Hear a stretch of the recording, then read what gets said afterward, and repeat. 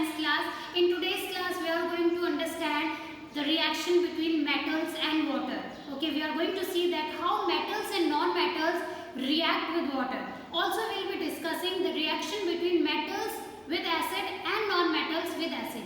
Basically we will be discussing the chemical properties of metals and non-metals.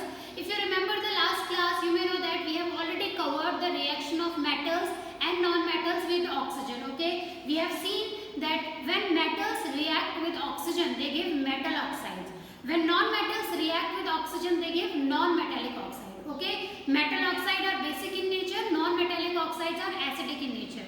Today we are going to understand that what happens when we react or when we dissolve metals in a water. Okay, let's see that. Before that, let's discuss something. Let's discuss something about sodium metal. Okay, we all know that sodium is a metal which is very soft. Okay, but do you know that sodium is very reactive? It is highly reactive in water. If you will take very small, as small as a wheat grain amount of sodium metal, and if you will drop it into the water, it will react vigorously. Okay, it will give hydrogen gas. Okay, that's a very reactive reaction.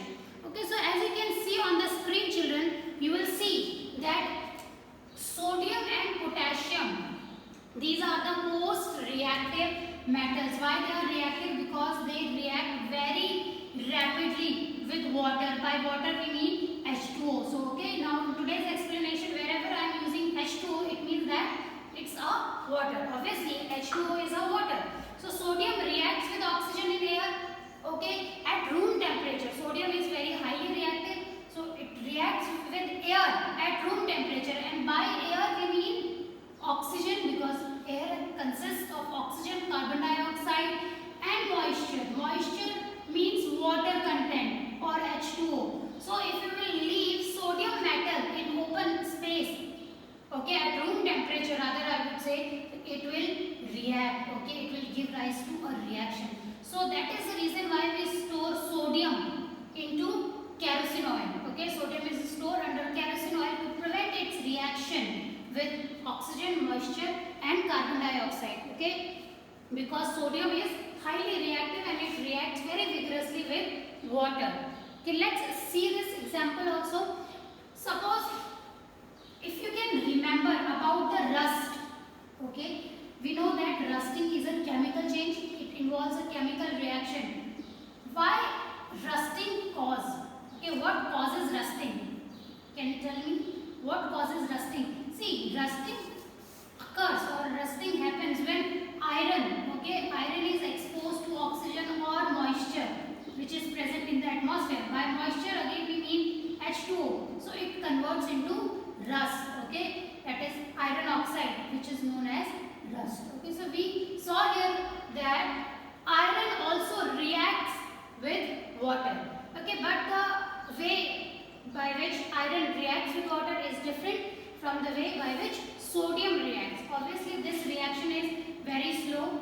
Okay, because iron does not react with water rapidly. Okay, it takes quite a time. Okay, it takes few years or maybe few months or some days to rust. Whereas sodium, when reacted with water, it is a very rapid reaction. It reacts very rapidly and it also gives out hydrogen gas. Okay, and also a lot of heat is also generated in this reaction. So it is therefore stored in kerosene, that we have already discussed. So let's discuss this observation. Okay, let's discuss this activity and let's observe what happened in this activity.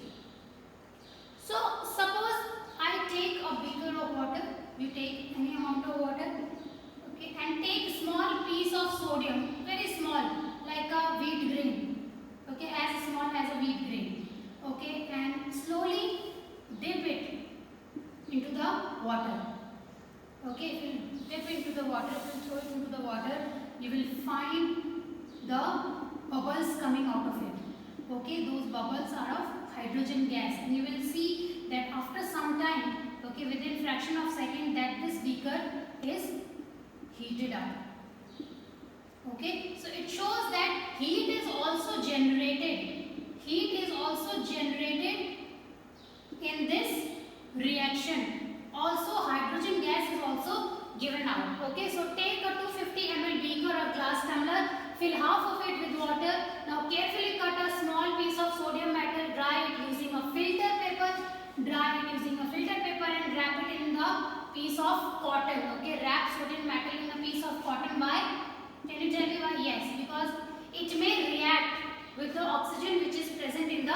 atmosphere. So it has to be wrapped up in a cotton piece of cloth, okay, before dropping it into the water. So that is how we can say that metals react with water. Okay, now by these observations, by this discussion, we can conclude that metals react with water, okay, and they form metal oxides or metal hydroxide. Let's understand them with the help of chemical reactions. Here you will see sodium, okay, sodium is a metal, yes, when it reacts with H2O, when it reacts with water, it gives sodium hydroxide, which is pronounced as hydroxide, okay, hydroxide. The sodium when react with oxygen, it will give sodium oxide, okay, NaO. When sodium reacts with H2O, it will give sodium hydroxide, okay, sodium hydroxide. So keep that in mind. So sodium when react with water, H2O, it will give sodium hydroxide plus H2 gas, hydrogen gas. Now, similarly, let's take the example of calcium, Ca. Ca when reacts with H2O, it will give out calcium hydroxide and H2. So these are the chemical reaction. Also you can see when iron reacts with water, okay, it gives out iron oxide and H2 gas. So one thing is common here is that they are giving either hydroxides, these are hydroxide, or they are giving oxide. So we can conclude that metals when reacted with water, they give either metal oxides or metal hydroxide, but the hydrogen gas is common. But the reactivity of different metals with water is different, okay. The way sodium reacts with water is different from the way iron reacts with water. Their reactivity is different. So we can say that all the metals, almost all the metals, if not all, but at least most of the metals, they react with water, but their reactivity is different, okay. How? Let's discuss. See, sodium and potassium, they are very reactive, so they react with cold water also, okay. In cold water also it will catch fire. Whereas calcium, here this calcium is comparatively less reactive, okay, and it will not catch fire easily, okay, it may not catch fire easily. But magnesium, which is another metal, it reacts only with hot water. It won't react with cold water, okay, it won't react with cold water, okay, but it will react with hot water. Metals like such as aluminium, iron and zinc, they react only with steam or the moisture content which is present in the atmosphere, or you can say steam, to form metal oxides and hydrogen.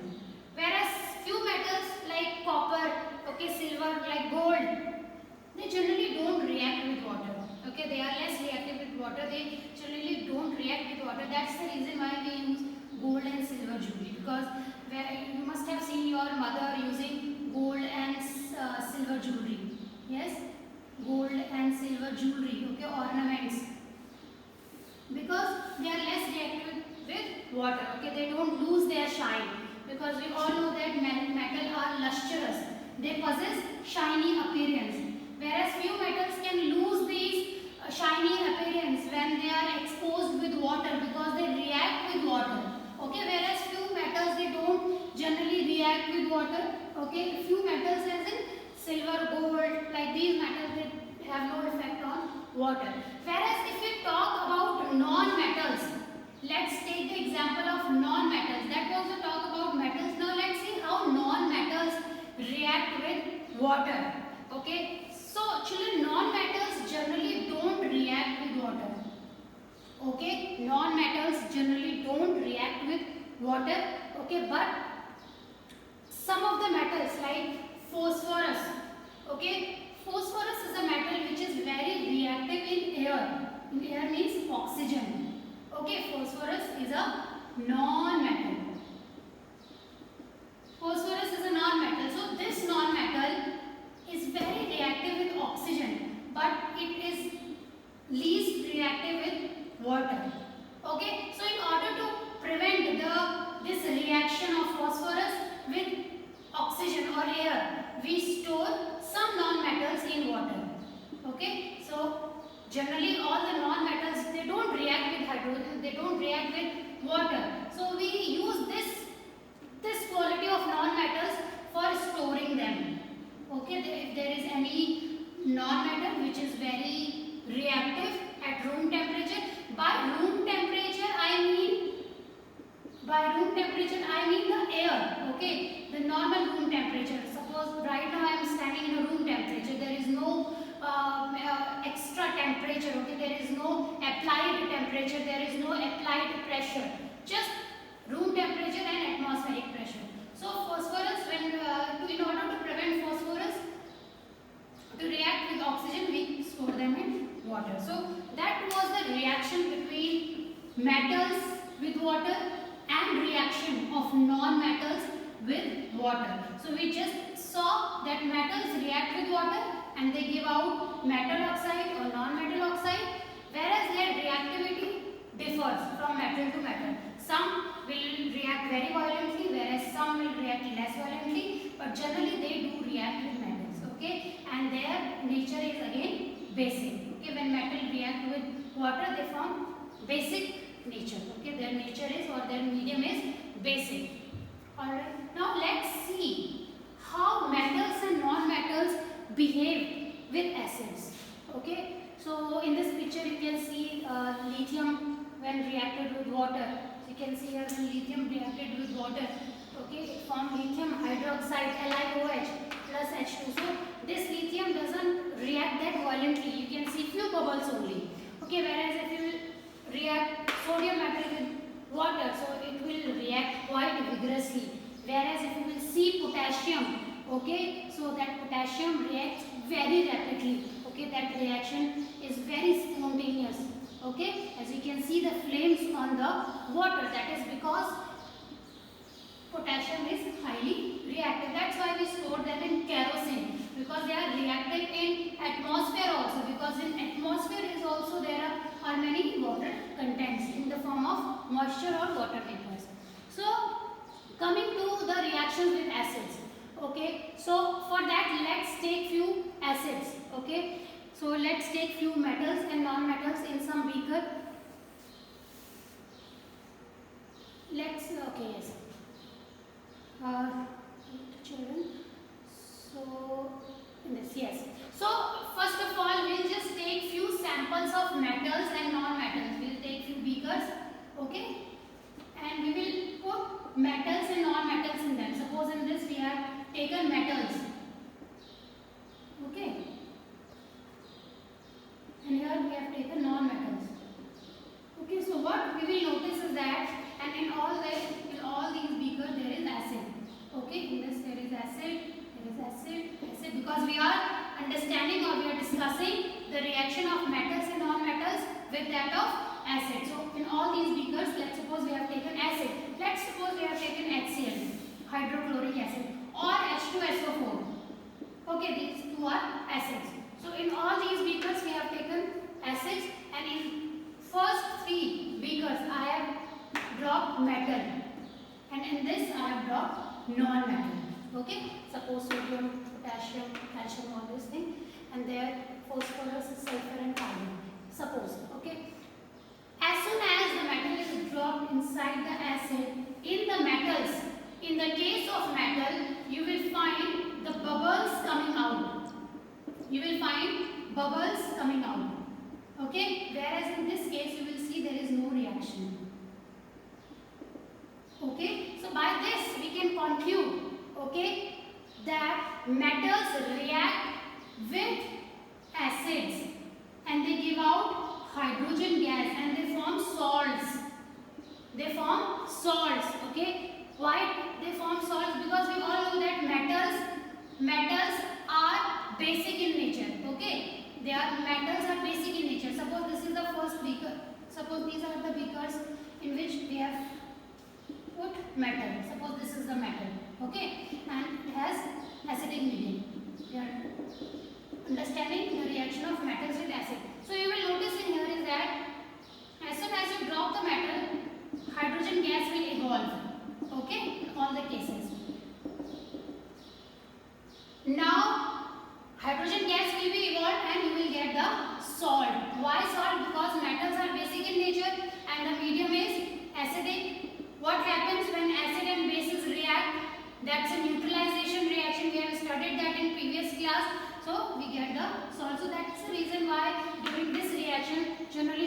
oxides are obtained, and also hydrogen gas is also being evolved. Now the question comes is that how we can infer or how we can conclude that this gas is hydrogen?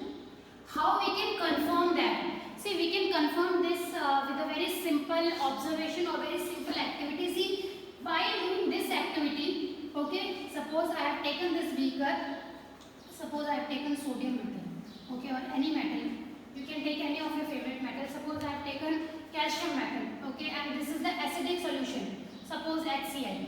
If I will drop this metal into it, I will find the bubbles of hydrogen gas coming out. How we can prove that these bubbles or these fumes are that of hydrogen? By bringing a burning matchstick near to it.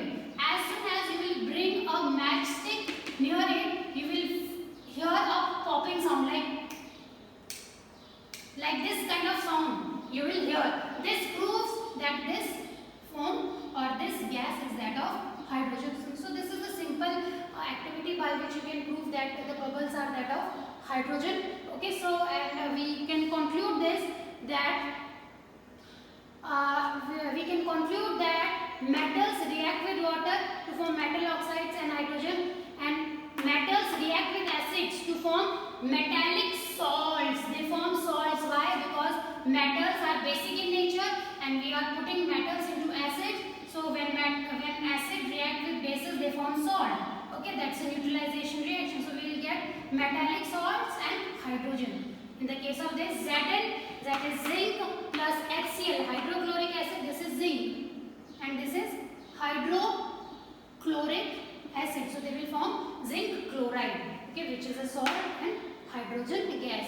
And non-metals, they do not react with acids. Okay, non-metals generally have no effect with acids, whereas some non-metals like sulfur, okay, some non-metals like sulfur, they do react with very concentrated nitric acid. So that's an exceptional case that they react with very concentrated nitric acid. That's an exceptional case, but as of now we can discuss or we can conclude that non-metals generally don't react with acids. So children, I hope you have understood the reaction between metals and non-metals with water and the reaction of metals and non-metals with acid.